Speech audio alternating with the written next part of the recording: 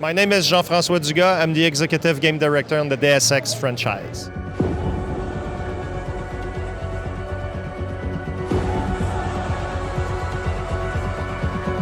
He's really no, this time around he's taking more charge. Like when with Human Revolution, it was a guy that didn't ask to get augmented. Like he was a victim of some sort of conspiracy and everything, and he was forced into something that he didn't choose. So the last game was all about him trying to understand it all and come to age with that.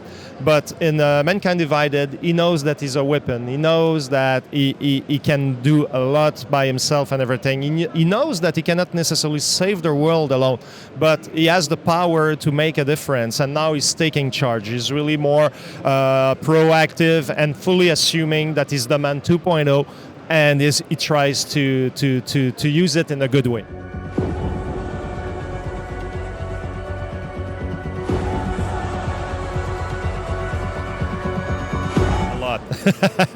Well, at the end of the Human Revolution, there was a big catastrophe in which a lot of augmented people went nuts and everything, and there were a lot of accidents, a lot of aggressions, a lot of people dying, and we're talking about millions here. And now the world, 2 years after, is kind of trying to understand what happened.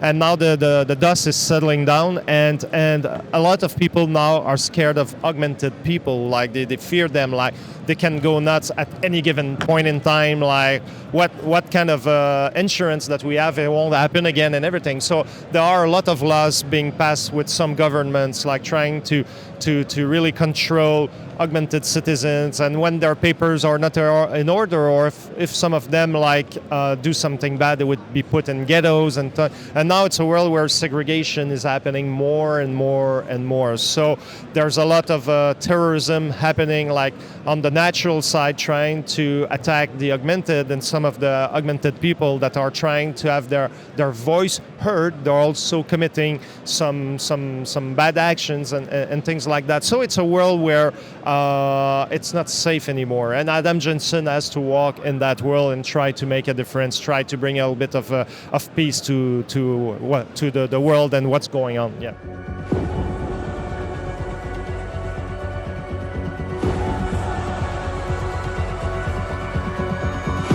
Well, what I'm excited about, I mean, there are plenty of novelties, but I'm not necessarily the kind of guy, feature A, feature B, feature C, because I think it's all about the experience. And Mankind Divided, it's much denser, it's much richer. There are more stories to discover. There's the critical path story with all the choices and everything, and all the little actions that you're doing is going to have an effect on the world, people reacting to it or whatever. Or sometimes you can meet people that won't make some deal with you. Do you shake hand or not? And depending if you do it or not, it's going to have repercussion along the way, along the line.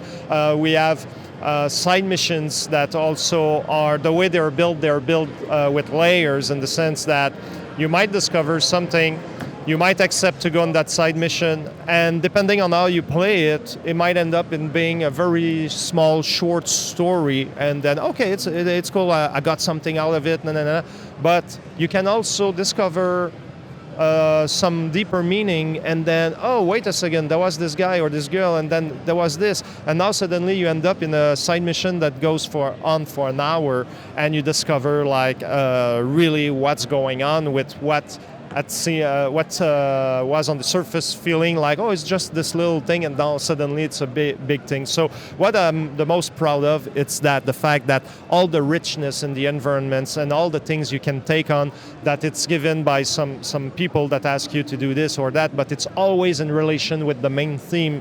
It's never like, hey, go buy me some milk at the convenience store and maybe I will give you some goodies. That's not what we're doing. We're really always trying to make you experience that world from different point of view and everything. Okay, so lots of threats that are sort of Yes, exactly. Well, it's an action RPG. We still have the 4 gameplay pillars: combat, hacking, social, and stealth.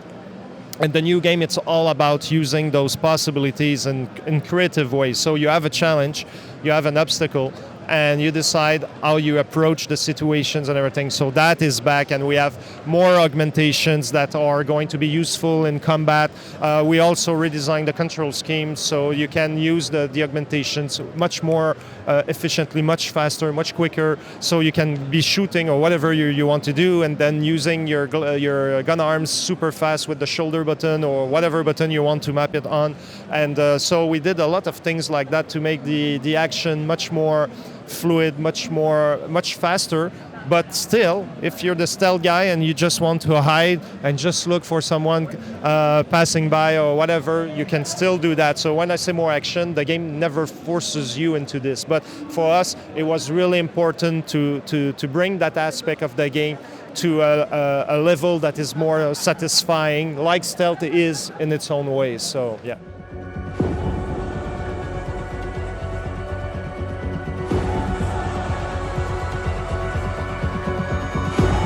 Well, the combat, what we're doing with Mankind Divided, if I could go back at Human Revolution and rework the combat experience, that's something. Of course, the boss fights, like some of you criticized them, like, how dare you? So we knew that they were not in line with what they were supposed to be, but back in the day, we had like some production problems that made us make decisions that were not necessarily the best one for what it was. So nowadays with Mankind Divided, it's not an issue anymore. We didn't run into the same problem, so that is good. But all in all, when I look back at Human Revolution, it's not a perfect game, but we gave everything we had. We put our hearts, our soul into it, and I'm really proud. So, yeah.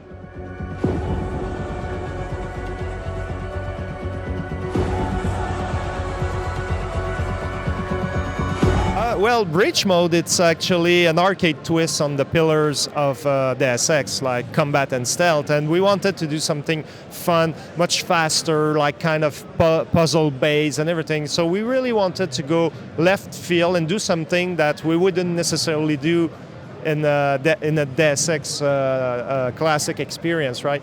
And for us, like, it was a way also to coat it with some narrative, because there are conspiracies also in Breach that you can unravel and that are not necessarily tying to Adam Jensen himself, but are tying to some the factions in the world or some of the characters and everything. And so it was important to justify it in the world. The fantasy you have is the fact that in 2029, there are a lot of corporations out there that are storing their information, the data, confidential data, into those kind of server blades. And actually, they exist in the world of Mankind Divided. You can walk and see those things that you're invading in Breach. So they are kind of grounded in the universe. And you play as a Ripper, and a Ripper is kind of a hacker that goes into the virtual world to really steal the data and everything. And think about them like being Robin Hoods of the digital era, like they're just getting the information out, exposing the truth, so hoping that corporations are not getting away sometimes with bad behaviors and everything, and that society can see what they're doing and everything. So it's the kind of premise, and also it's the first online, or I would say live mode that we have. So when you play, we're seeing the data of the metrics of the players, so we'll be able to adjust on the fly if something doesn't go well or whatever, or we have to tweak, balance something. But also it will allow us to deliver content after the release of the game with Mankind Divided. There's also a social component. You can now challenge your friends. Let's say like you send a map, and with some modifiers you can say you have X amount of time, this, that, and you send that challenge to a friend. If your friend accepts the challenge and wins, he gets the point and he climbs the leaderboard. But if he fails, you, the challenger, you get the point, you receive them, and you climb up, that kind of stuff. So it's going to be really interesting. And for us, it was a way to do something new that people wouldn't expect, but at the same time would totally make sense in the world of Deus Ex.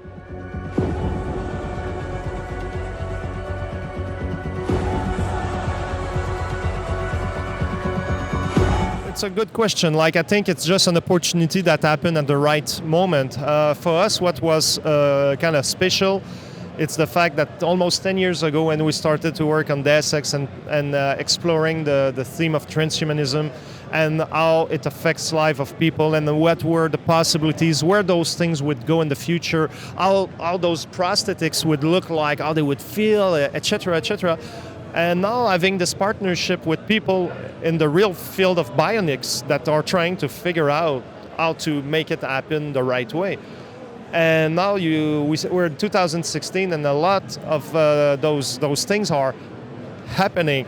And now being in partnership with Open Bionics and seeing that they produce Adam Jensen's arm like that, it's kind of weird. Like, I feel like it's the Twilight Zone. When we were conceptualizing those things, we were like, well, it's 2027, wow, it's going to be in 20 years, but now we're in 2016 and it's already happening, it's already real. So for me, what I think is that it's a great collaboration because it helps people and everything, and it fits with the transhumanism theme that I think it's make us be everything we can be, and that it's a first step to give a second chance to people maybe that had accident or whatever was in their life. And I think it's brilliant, and seeing that coming to life like makes me really excited about the future. And I realized that we were really bad at predicting it, because like it's happening now, not in 20 years. For real.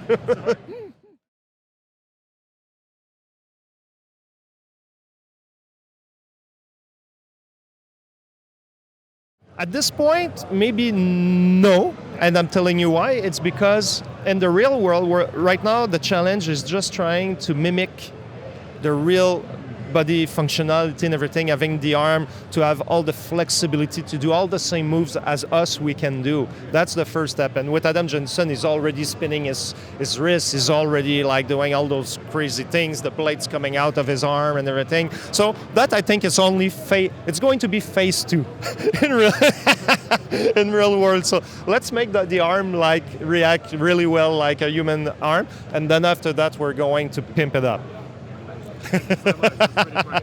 Cheers.